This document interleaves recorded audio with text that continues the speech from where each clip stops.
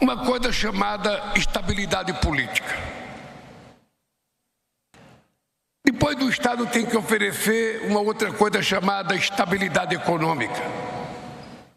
Depois do Estado tem que oferecer outra coisa chamada estabilidade fiscal. Depois do Estado tem que oferecer outra coisa chamada estabilidade jurídica. Depois a gente tem que oferecer outra coisa chamada estabilidade social. Quando tudo isso estiver pronto e houver previsibilidade no comportamento do Estado com relação à sociedade, as pessoas começam a acreditar e as coisas começam a acontecer. Se isso não acontecer de verdade, as coisas não dão certo.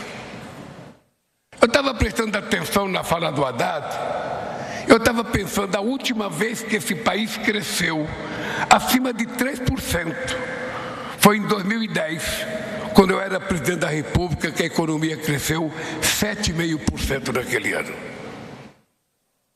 Eu estava lembrando, Igor, que foi exatamente no final do meu mandato em 2010 e no começo da mandata da Dilma em 2011, que a indústria automobilística festejava a venda de 3.600.000 carros por ano.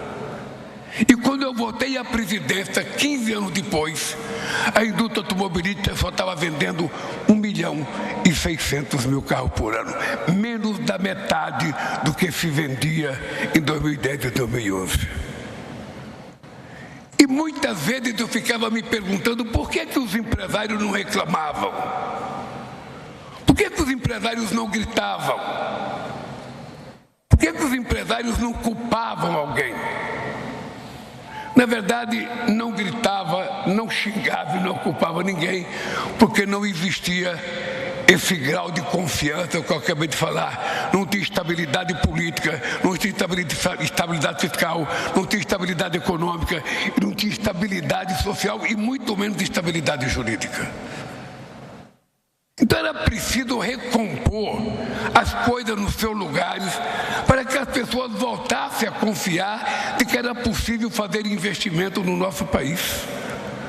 Eu confesso a vocês que eu vi muito salão do automóvel. E confesso a vocês que esse que vocês estão fazendo agora será infinitamente o melhor salão do automóvel já feito nesse país por causa da capacidade da inovação do setor automobilístico.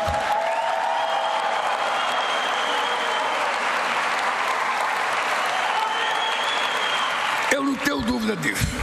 E hoje também é um dia muito feliz para mim, porque hoje eu fiz 28 decretos distribuindo terra para 28 decretos legalizando terra de quilombolas nesse país.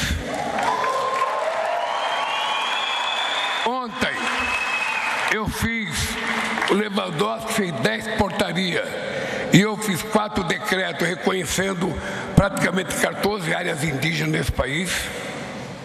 E hoje eu estou encontrando um companheiro meu de muito tempo.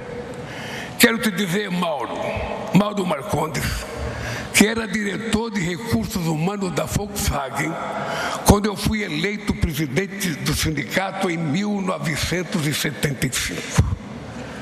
Tivemos em lados opostos durante as principais greves que nós fizemos no ABC.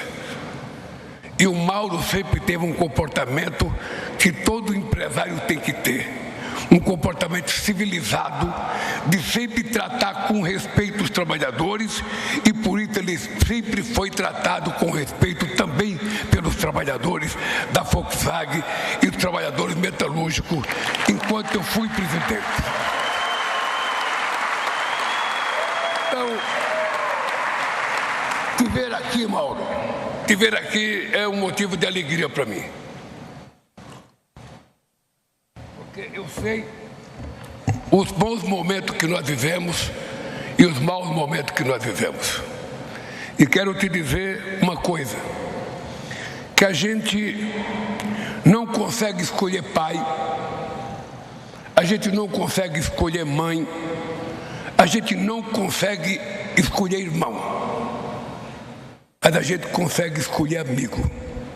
E quero te dizer que você é meu amigo desde o tempo que eu fui para o sindicato.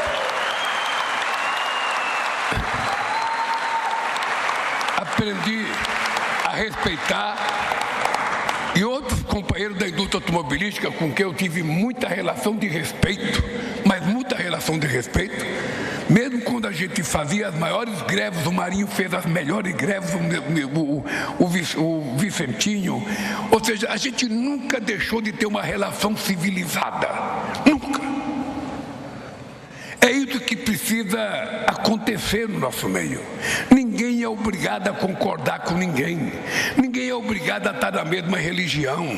Ninguém é obrigado a gostar do mesmo time. A única coisa que nós temos que ser é respeitosos uns com os outros e admitir o exercício da democracia. Por isso, eu estou muito feliz hoje. Eu estou muito feliz.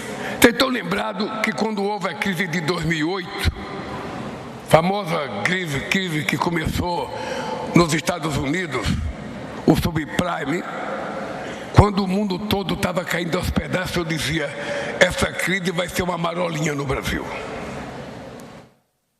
E a crise foi uma marolinha no Brasil. Ela só durou um ano.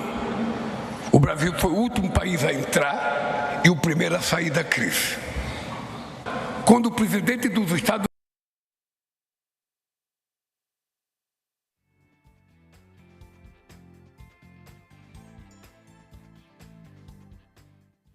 Tivemos um problema no sinal aí, né? Do depoimento do presidente Luiz Inácio Lula da Silva, direto do Salão do Automóvel 2025, aqui em São Paulo. Daqui a pouquinho, retomamos?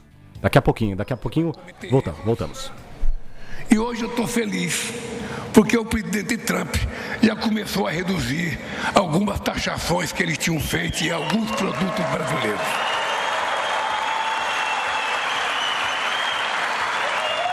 E essas coisas vão acontecer na medida em que a gente consiga galgar respeito das pessoas. Ninguém respeita quem não se respeita. Ninguém. Em política, em economia, não tem mágica.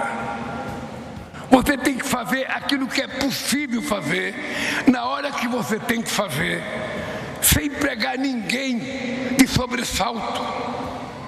Ninguém precisa ser comunicado à meia-noite que o presidente vai fazer um decreto.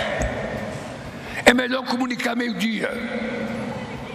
Porque se a coisa for feita corretamente, você não tem que ter medo se a bolsa vai subir ou se a bolsa vai cair. No caso dos trabalhadores, quando a bolsa cai, ele não perde nada, quando a bolsa ganha, ele também não perde nada. Mas o dado concreto é que o país precisa de solidez, o país precisa de tranquilidade, o país precisa de seriedade. E eu tenho muita sorte, gente. Eu tenho muita sorte. Veja, eu escolhi o Haddad para ser ministro da Fazenda. O Haddad não era conhecido como economista, ele é conhecido como um companheiro prefeito de São Paulo, filósofo, advogado, um monte de coisa, mas ele não era famoso por ser economista. Ele é ministro da Fazenda e conseguiu uma proeza. Conseguiu fazer com que esse país fizesse a reforma tributária mais democrática nesse país, aprovada por um Congresso totalmente adverso, porque eu só tenho 70 deputados em 513, eu só tenho 9 senadores em 81, e nós conseguimos aprovar a mais democrática reforma tributária no Brasil, que vai entrar em vigor no dia 1º de janeiro de 2027, para baratear o custo dos investimentos nesse país. Eu fiquei procurando um cidadão para ser meu ministro da Indústria e Comércio. No primeiro mandato meu, Moisés, eu chamei o companheiro Furlan, que era diretor da Sadia. Eu não conhecia o Furlan, mas eu fui conversar com o Furlan, conversei com outros companheiros e falei, eu preciso de um empresário. E o que eu queria de um empresário? Eu queria que ele fosse um mascate, um vendedor. Eu queria que ele saísse pelo mundo vendendo as coisas que o Brasil produz. E o Furlan terminou sendo um bom ministro da Indústria e Comércio. Não sei se vocês estão lembrados de uma fotografia famosa, quando a gente conseguiu exportar pela primeira vez 100 bilhões de dólares. Nós colocamos um container pendurado na frente do Ministério da Indústria e Comércio, que ficou meses pendurado. Agora, eu vou ter a presidência, eu queria um ministro da Indústria e Comércio. E fiquei procurando, todo mundo dá palpite, nem para comprar jogador. A pessoa fala, fulano é bom, fulano é ruim.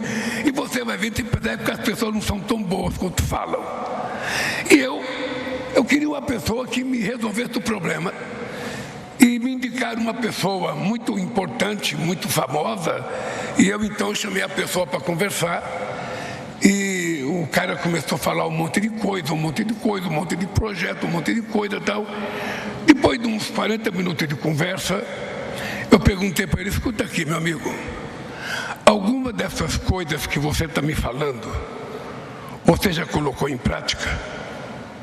Não.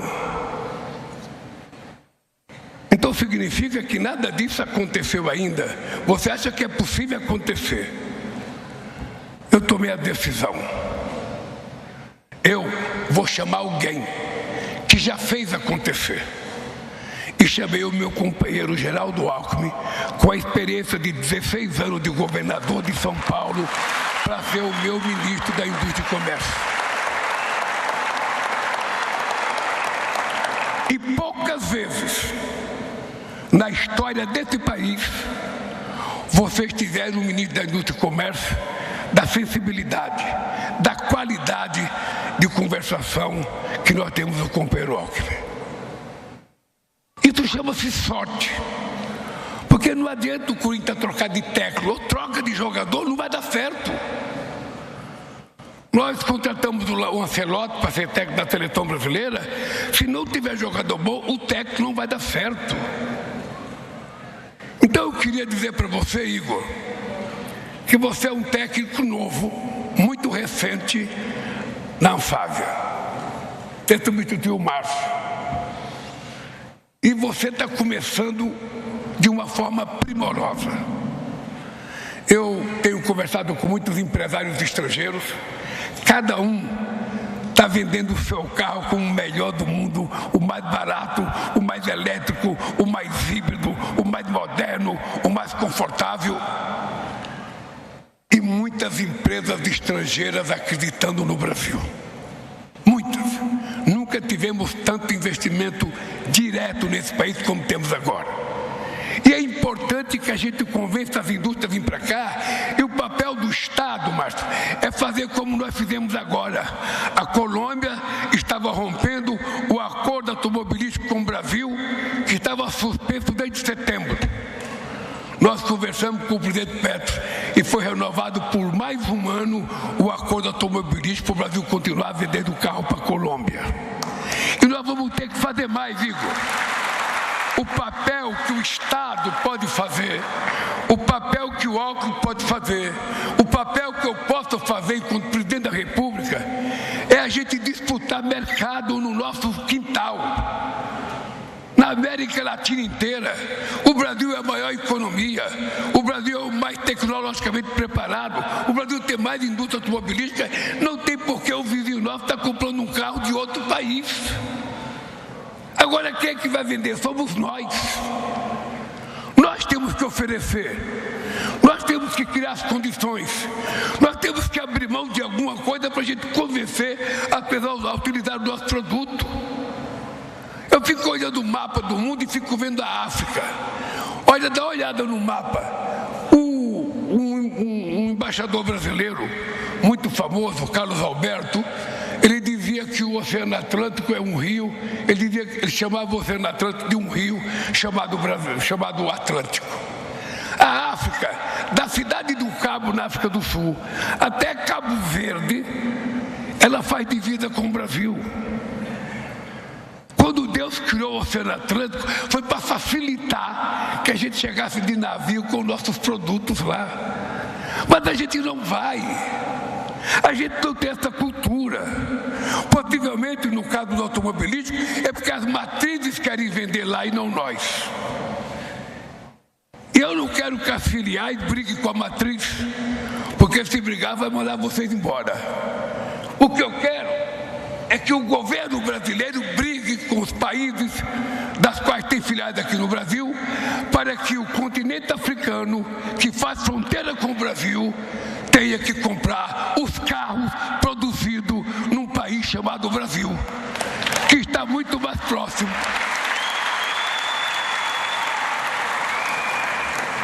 Então esse é o papel do Estado. E é isso que nós nos propusemos a fazer. E é isso que nós estamos fazendo. Nós precisamos garantir que nenhum país no mundo hoje pode competir conosco quando se trata de inovação para a transição energética. Nós ainda não sabemos fazer a bateria, mas nós precisamos aprender a fazer bateria. Nós não sabemos ainda cuidar da artesã rara, nós temos que aprender. Nós temos empresários, nós temos universidades, nós temos cientistas, nós temos condições de ter recursos. Por que a gente vai ser a vida inteira importador de coisa que a gente pode exportar? Por que a gente vai ser a vida inteira só exportador de commodities e não exportador de inteligência? Importador de conhecimento, exportador de tecnologia. É esse compromisso, Igor, que esse salão do automóvel está dando, e é com essa cabeça que eu saio daqui para ir para a África do Sul no G20. É que eu posso dizer para vocês uma coisa e guardo o que eu vou dizer. A história da indústria automobilística será marcada entre antes e depois desse salão do automóvel. Porque quem vier aqui vai perceber que o Brasil efetivamente é um país competitivo, é um país de oportunidade e é um país que está cansado de ser um país em desenvolvimento. A gente quer definitivamente ser um país desenvolvido para garantir a vocês que levantam 5 horas da manhã, que pica cartão às 7 e que sai às 5 horas da tarde para cuidar da família de vocês, que espera do emprego a possibilidade de receber um salário digno para cuidar da família de vocês. É por vocês e para vocês que a gente quer que esse país se transforme num país desenvolvido. Boa sorte, parabéns à Anfávia e parabéns aos trabalhadores brasileiros. Tá aí o presidente Luiz Inácio Lula da Silva falando ao vivo, direto do Salão do Automóvel em São Paulo, edição de 2025, né, do Salão do Automóvel, depois de tanto tempo sem acontecer, como ele mesmo citou. Além disso, citou que vai em instantes, né, para a África do Sul participar do G20, elogiou os ministros, Haddad, elogiou o seu vice, que é o Geraldo Alckmin, falou bastante da história dele, né, com as brigas na época de manifestações e protestos, né, citando o presidente da Anfávia, enfim, né, discursando aí para o público na inauguração do Salão do Automóvel 2025. Daqui a pouquinho a gente volta a falar sobre esse assunto aqui no Expresso TMC, agora 8h43.